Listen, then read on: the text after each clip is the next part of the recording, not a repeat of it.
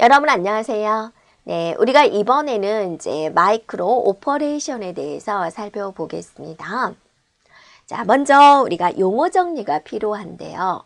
마이크로 오퍼레이션이다. 그러면 얘는 무슨 뜻일까라는 걸 한번 우리가 보겠습니다.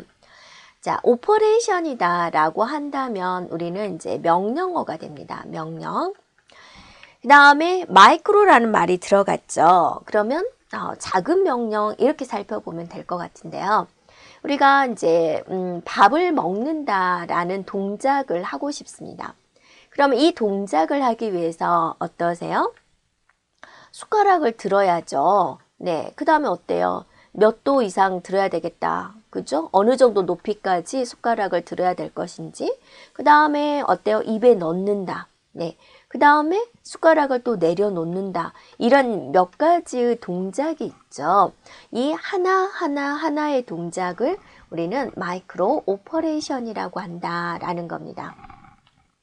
그래서 어떤 명령을 수행하기 위해서 의미 있는 상태의 변환을 하도록 하는 하나하나의 동작을 의미합니다.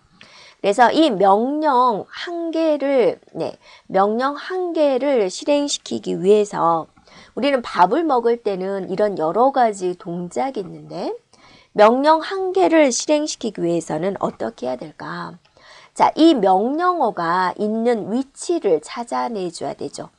명령어도 이 다음에 무슨 명령을 실행을 해라 라는 게 있기 때문에 그 명령어 위치를 파악을 해줘야 되겠고 그곳을 찾아가 가지고 해당되는 명령어를 가져와야 됩니다. 우리 꺼낸다. 그죠? 그 다음에 이 명령어를 꺼냈어요. 그럼 이제 컴퓨터 입장에서는 이게 무슨 명령이냐? 네, 이게 무슨 명령어지? 그거를 어떻게 해줘야 돼요? 해석을 해줘야 되죠. 즉 번역을 해주고 해석해줘야 되겠죠. 네, 그러면 이제 실행을 해야 되겠죠. 네, 그래서 이 명령을 하기 위해서는 어떤 장치에다가 어떤 동작을 실행시켜 줘야 되지? 이런 것들을 이제 하게 되는 거죠. 그래서 이 하나의 동작을 마이크로 오퍼레이션이라고 한다라는 거죠. 네, 되었나요? 우리가 단순히 A 더하기 B를 하세요. 덧셈 연산이지만 그 덧셈 연산을 실행하기 위해서는 자, 이런 처리 과정들을 거쳐야 된다. 그래서 여러분이 마이크로 오퍼레이션 생소한 용어지만 어떻게 기억해 주면 돼요? 의미 있는 하나하나의 동작이다 라고 보면 되겠습니다. 예를 들어서 이제 또 MAR 이렇게 이런 뜻이 있다. 그럼 이제 여러분이 기억이 나와줘야 되죠. PC는 뭐였죠? 다음에 실행할 명령어의 번지를 기억하는 거였죠. 프로그램 카운터. MAR은 뭐죠? 네, 주소를 기억하는 레지스터입니다. PC도 뭐를 기억해요? 주소를 기억해요. MAR도 뭘 기억해요? 주소를 기억해요. 그래서 PC에 기억된 내용을 MAR에 대입한다. MAR에 이제 갖다 준다라는 거죠.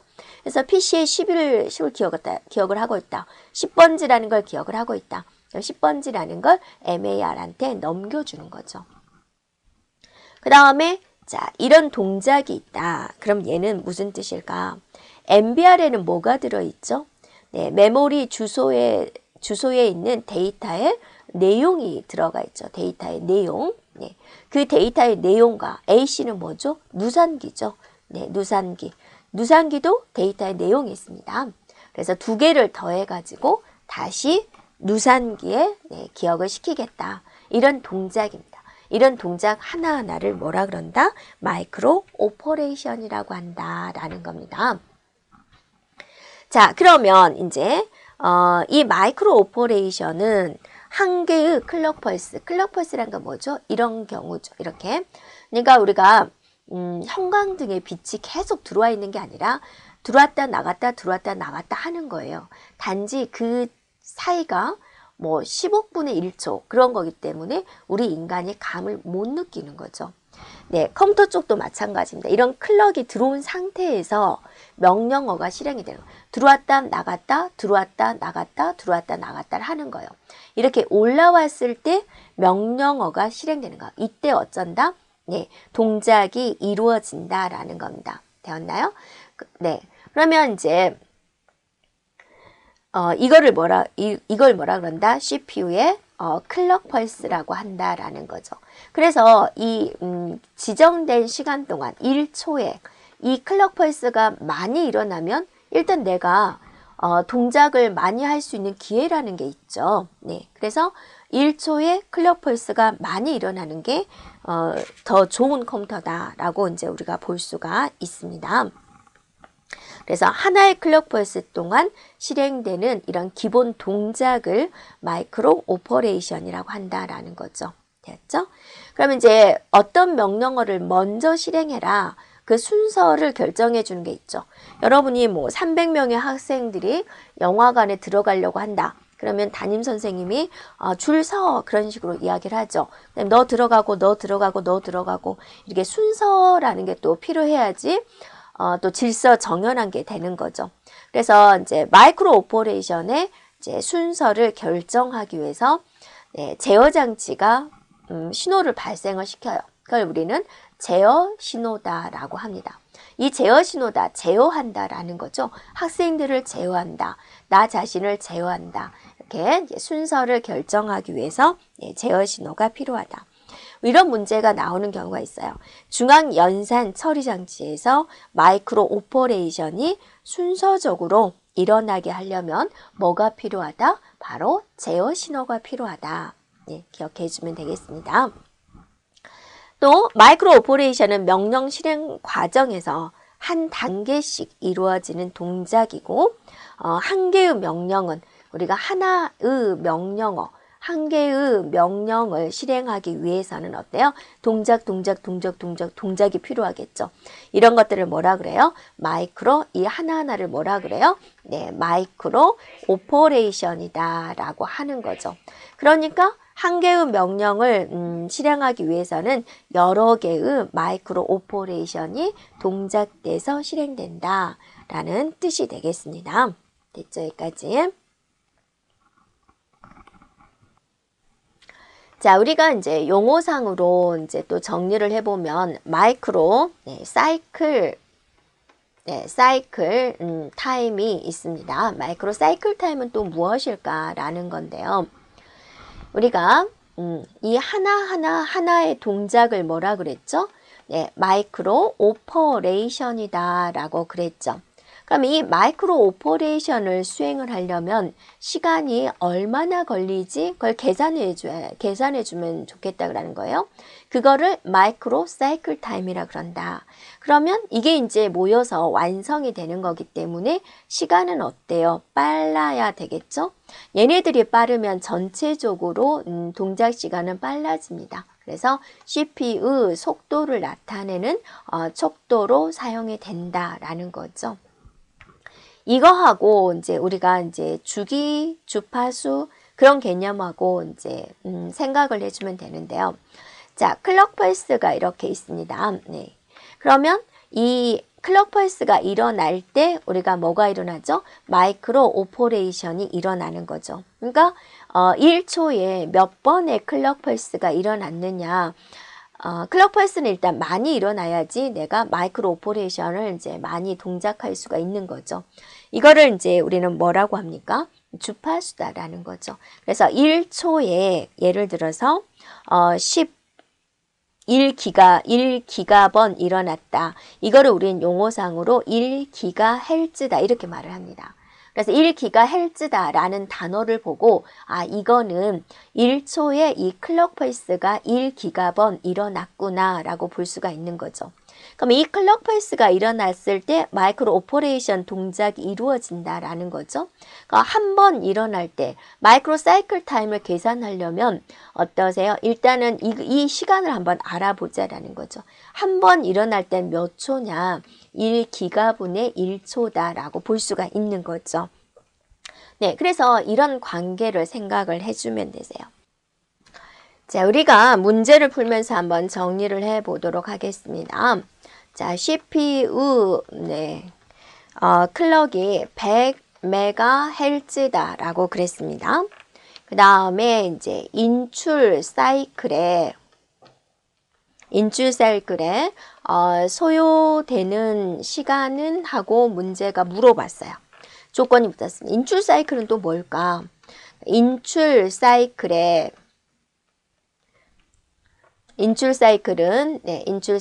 세 개의 마이크로 명령어로 구성되어 있다라고 그랬습니다.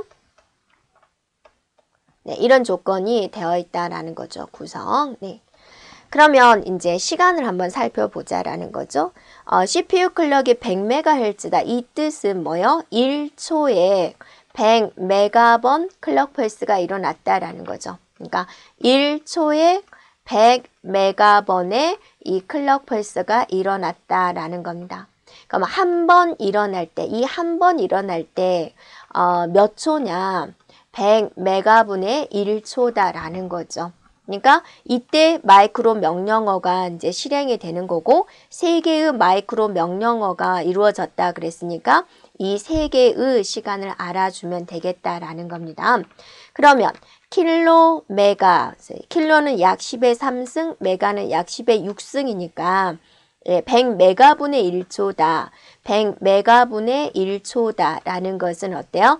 100 곱하기 10의 6승분의 1초다라는 거죠. 그러면 얘는 어때요? 10의 8승분의 1초고 10의 마이너스 8승초다라고 알 수가 있죠. 그러니까 이 시간이 이제 마이크로 명령어가 되는 건데 이 시간이 지금 10의 마이너스 8승초다 이렇게 나오는 거죠. 그런데 이게 이제 1, 2, 3, 4를 봤더니 다 나노세컨드로 되어 있다. 단위를 한번 바꿔볼게요. 자, 여러분이 밀리세컨드 10의 마이너스 3승, 마이크로세컨드 10의 마이너스 6승, 밀리 마이크로 나노세컨드 10의 마이너스 9승 이렇게 되어 있죠. 그럼 얘는 이제 단위를 제가 나노로 바꿀 거예요. 10의 마이너스 9승으로 바꿀 거예요. 그러면 이렇게 말할 수가 있죠. 10의 1승, 10의 마이너스 9승 곱하기는 지수를 더하는 거니까 10의 마이너스 8승이 되는 거죠. 이게 이제 단위가 나노세컨드다. 그래서 10 나노세컨드다 라고 볼 수가 있죠. 이건 한 개의 명령어에 해당되는 시간이고 세 개의 마이크로 명령어가 실행된다 그랬으니까 3 곱하기 10 나노세컨드에서 30 나노세컨드다 라고 말할 수 있습니다.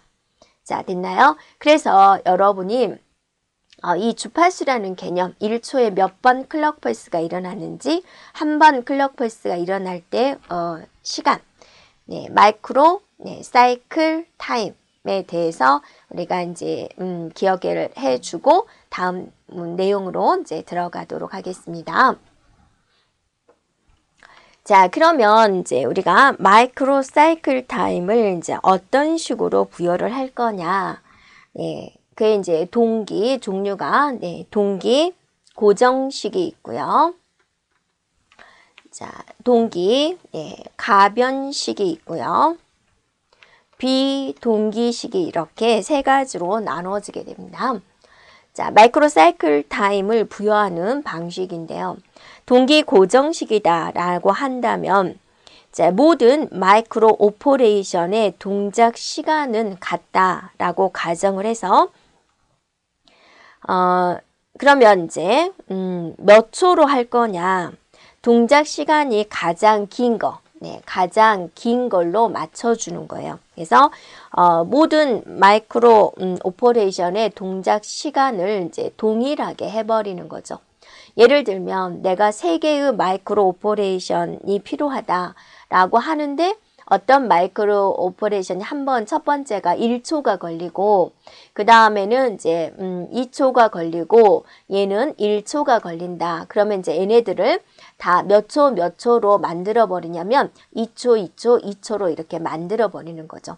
가장 긴 걸 중심으로 해서 마이크로 사이클 타임을 정해 버리는 겁니다. 됐죠? 그래서 이거는 그냥 제어기의 구현, 간단하잖아요. 네, 제어기의 구현. 그러니까 구현이 이제 간단하다라는 거죠. 네. 그런데 이제 어떤 문제점이 생기냐면 만약에 1초, 10초, 100초 이런 명령어가 있다라고 가정을 해보세요. 그럼 얘를 어떻게 만들어 버리는 거예요? 100초, 100초, 100초 이렇게 만들어 버리는 거예요. 여러분이 생각하기에 어떠세요? 별로 합리적이지 않은 거죠. 그러니까 이렇게 이제 마이크로 명령어가 구성이 되어 있다면 이건 이제 간단하니까 괜찮은 건데 이런 식으로 구현이 되어 있다 그러면 이제 CPU 시간 낭비, 시간에 대한 낭비가 심하다라는 거죠. 그래서 이거는 별로 좋지 않은 거죠. 또 이런 경우도 1초, 네, 100초, 네, 101초, 네, 1000초, 1000초, 뭐 1001초 이런 식으로 왔다. 그럼 전체를 다 1001초로 만들어줘야 되잖아요. 그러니까 이렇게 이제 들어왔을 때는 별로 좋은 방법이 아니구나라고 볼 수가 있겠죠. 하여튼 동기 고정식은 마이크로 오퍼레이션이 가장 긴 걸 중심으로 전체 통일시켜 버리는 방법이다라는 거죠. 제어기에 대한 구현은 단순하지만 이런 경우에는 CPU 시간의 낭비가 심할 수 있다라는 겁니다. 그래서 또 인간들이 열심히 고민을 했겠죠. 그래서 이제 가변식, 동기 가변식이라는 것을 만들었어요. 모든 오퍼레이션의 시간을 동일화시키는 것이 아니라 비슷한 것끼리 그룹화를 시켰어요. 그룹. 그래서 그룹별로 네, 시간을 정하는 겁니다. 그래서 이거는 어떠세요? 이것처럼 수행 시간이 현저히 차이가 날 때 사용해 주면 되겠죠. 네. 그래서 동기 고정식보다는 CPU의 낭비 시간은 줄일 수 있습니다. 하지만 구현하는 것은 이제 조금 더 생각을 해줘야 되겠죠. 그래서 동기 고정식의 반대죠. 제어기의 구현은 더 복잡하다. CPU 낭비가 낭비 시간을 줄일 수가 있다. 이렇게 볼 수가 있겠죠. 그러니까 예를 들면 수행 시간 1초, 2초, 1초, 1000초, 네, 1001초, 네, 1000초 이런 식으로 있다. 그러면 얘네들끼리 그룹을 2초로 만들고 얘네들끼리 그룹을 지어가지고 1001초로 만들고 이런 식으로 만드는 것을 말을 한다라는 겁니다.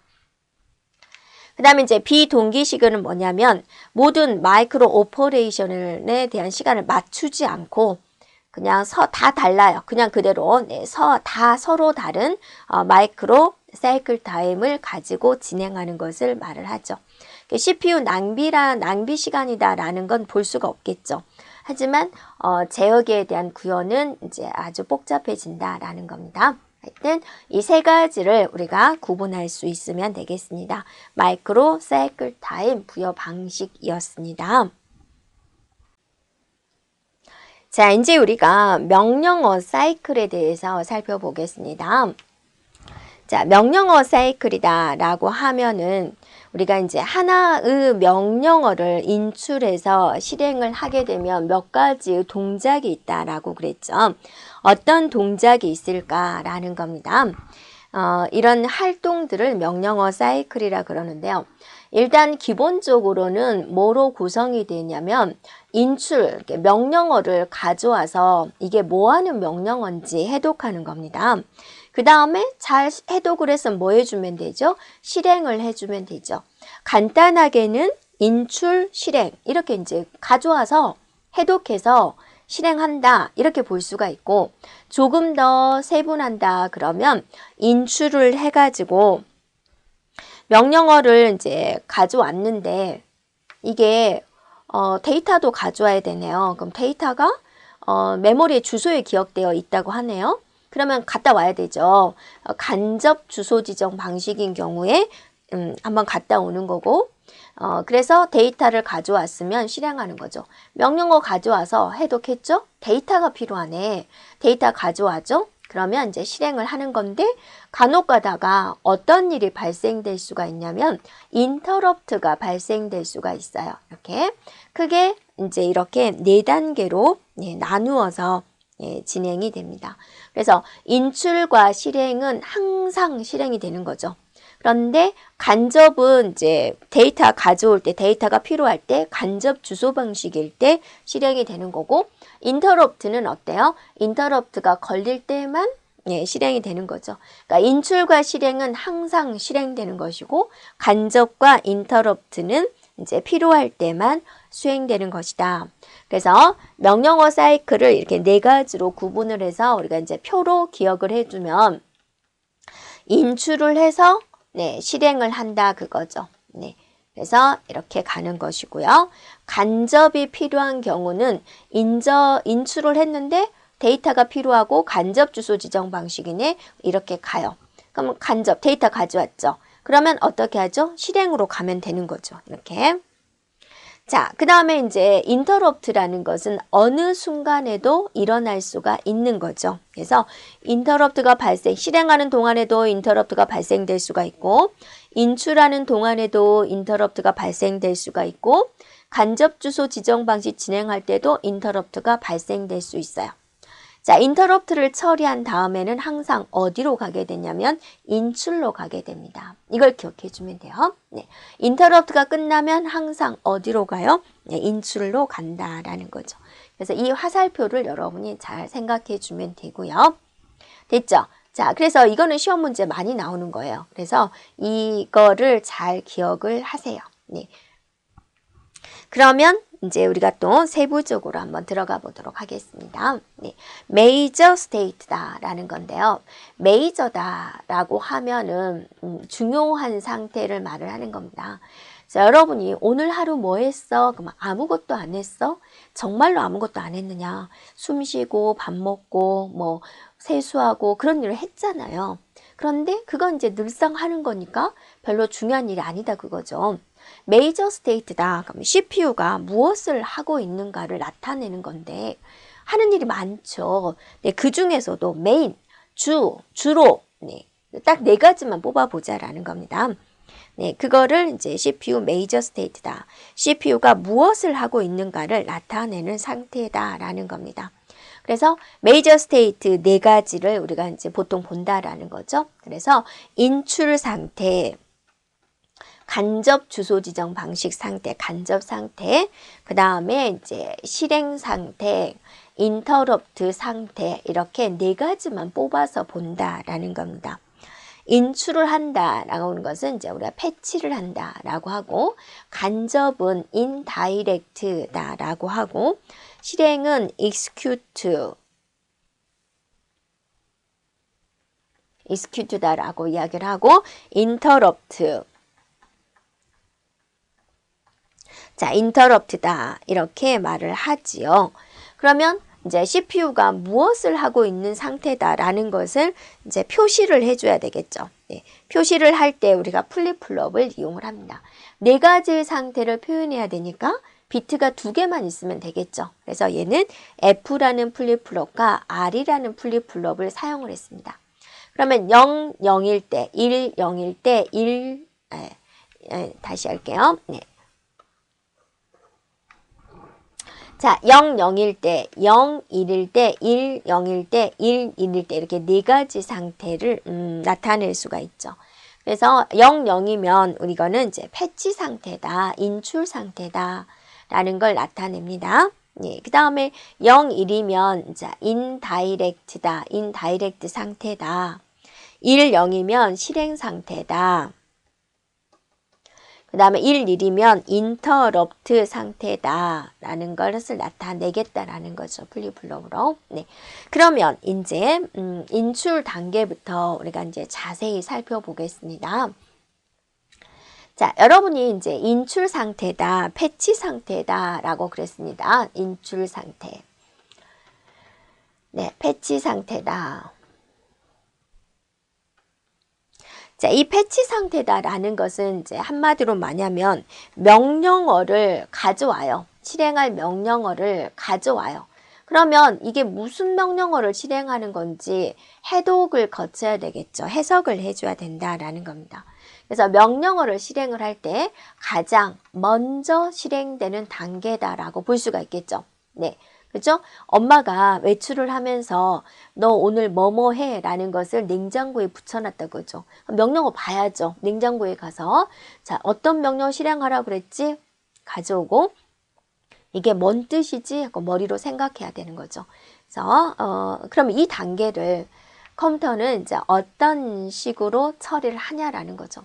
그러면 여러분이 다음에 실행할 명령어의 번지를 내가 아침에 일어나서 뭘 해야 될지를 엄마가 냉장고에 붙여놨잖아요. 그러면 컴퓨터 명령어는 어디에 있냐 그거죠. 내가 다음에 실행할 번지는 어디에 있냐. 그럼 이제 냉장고에 붙여놨는지 모르면 엄마가 또 문자로 주죠. 아침에 일어나서 냉장고에 붙어있는 거 꼭 봐. 냉장고에 있다. 메모지가 냉장고에 있다. 그걸 가르쳐 줘야 되잖아요.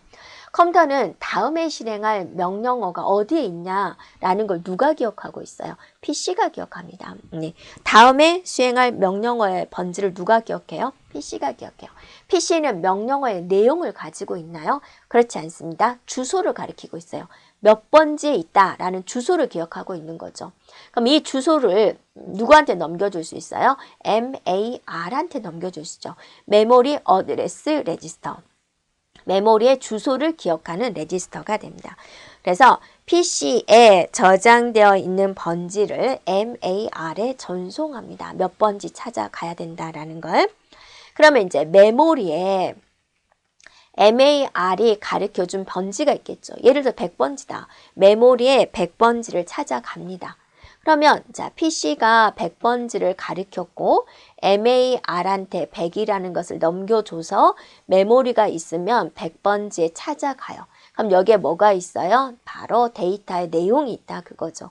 그러면 100번지라는 걸 가리키는 것은 MAR이 가르쳐서 왔고 이 데이터는 주소가 아니라 데이터잖아요. 그러니까 누가 싣고 와야 돼요? MBR이 싣고 와야죠. 메모리 버퍼 레지스터. 그래서 MBR에다가 이제 싣고 오는 거죠. 네. 그러면 여기 있는 명령어를 이제 꺼냈으니까 PC는 어때요? 다음에 수행할 번지가 달라져야 되죠. 네. 그래서 PC 값을 하나 더 증가시켜 주게 됩니다. 이렇게요. 네. 그래서 자, 얘가 하나의 단계 네, 타임이다 라고 생각을 해서 우리가 이제 T로 표시를 하겠습니다. 네. 그래서 이게 단계, 이게 단계. 그래서 이 단계에서는 두 개의 마이크로 오퍼레이션이 일어나게 됩니다. 자, 가져왔어요. 네. 내가 뭘 실행해야 될지를 MBR이 가지고 있다라는 거죠. 그래서 MBR이 가지고 있는 이 안에 명령어다 그거죠. 오퍼레이션. 명령어를 명령 레지스터 IR에 인스트럭션 레지스터에 전달을 하게 됩니다. 자, 그리고 이제 MBR에 이제 I를 여기에 이제 I를 전송한다라고 그랬습니다. 자, 이 I다라는 것은 이제 어떤 상태냐, 모두 비트다라고 하는데 이게 이제 직접 주소 지정 방식이냐, 간접 주소 지정 방식이냐라는 것을 이제 나타내는 네, 상황 비트다라고 보면 되겠습니다. 네. 자, 이게 일어나게 되는 것이고요. 그 다음 단계로 이제 진행을 해야 되겠죠. 그러면 여러분이 지금 그거 생각나죠? 인출과 네, 실행과 네, 간접과 네, 인터럽트가 있었죠. 그래서 자, 이렇게 되고 이렇게 되고 네, 이렇게 되는 건데 지금 인출 단계잖아요. 인출 단계. 그러면 이제 여기서 자, 여기서 직접 주소냐 간접 주소냐라는 걸 이제 판단을 해서 간접 주소라면 이제 간접 주소 지정 방식으로 간접 사이클로 이렇게 가야 되는 거죠. 그래서 F에다가 F라는 플립플롭에 2를 전송하거나 또는 R에다가 2를 전송하겠다라는 거예요. 이거는 무슨 뜻일까? 이제 우리가 한번 살펴보면은 플립플롭 두 개 중에서 F와 R 중에서 00, 01, 10, 11 있는데 00이면 뭐였어요? 인출이죠. 지금 00인 상태잖아요. 그러면 F에다가 2를 주겠다. 그러면 여기 이제 두 가지 중에 하나가 되는 거죠. 그래서 1, 0이면 뭐가 되는 거예요? 실행 사이클로 간다라는 거죠. R에 2를 주면은 어때요? 이 상태이거나 또는 이 상태가 되는 거죠. 네. 그러면 이 상태는 이제 무슨 상태가 되는 거예요? 간접이 되는 거죠. 그러니까 데이터가 이제 간접으로 갈 필요가 없으면 바로 F에다가 2를 줘서 네, 실행으로 가겠다라는 거고, 그죠? 근데 이제 이거 이제 모두를 가져왔더니 간접 주소 지정 방식이어서 이 사이클로 가야 된다. 간접으로 가기 위해서 R에다가 2를 주는 거죠. 그러면 얘는 간접으로 가는 거죠. 이렇게 1을 주거나 F에다 2를 주거나 또는 R에 2를 주겠다. 이렇게 이제 다음 사이클을 간다라는 거죠. 네. 그래서 이 인출 사이클, 패치 사이클은 시험 문제 아주 자주 나오고요. 여기를 기억을 해줘야 돼요. 그래서 이 부분은 이제 우리가 이제 나오기도 하고 안 나오기도 하는데요. 인출 사이클에서 제일 먼저 이루어지는 게 무엇이냐? PC 값을 MAR에 준다. 또는 순서대로 나열하시오. 이렇게 나옵니다. 그래서 여러분 인출 사이클만큼은 이 순서를 꼭 기억을 해줘야 되겠습니다. 됐죠? 그래서 지금 여기서 보면 이 부분은 이제 세부적인 설명이기 때문에 나오기도 하고 안 나오기도 하는데요. 여기서부터 여기까지 있죠. 하나, 둘, 셋, 네 개는 꼭 기억을 해주고 특히나 T1에서 이 두 개의 명령어는 동시에 실행이 돼요. 그러니까 우리가 이제 하나의 클럭 펄스 동안에 마이크로 오퍼레이션이 일어나는데 여기 같은 경우는 이 하나의 클럭 펄스 동안에 두 개의 마이크로 명령어가 동시에 실행되는 거죠. 그래서 간혹 가다가 하나의 클럭 펄스 동안에는 하나의 마이크로 오퍼레이션만 일어난다. 그럼 어때요? 틀려요. 이게 두 개가 일어날 수도 있다라는 겁니다. 자, 여기까지 패치 사이클이었습니다.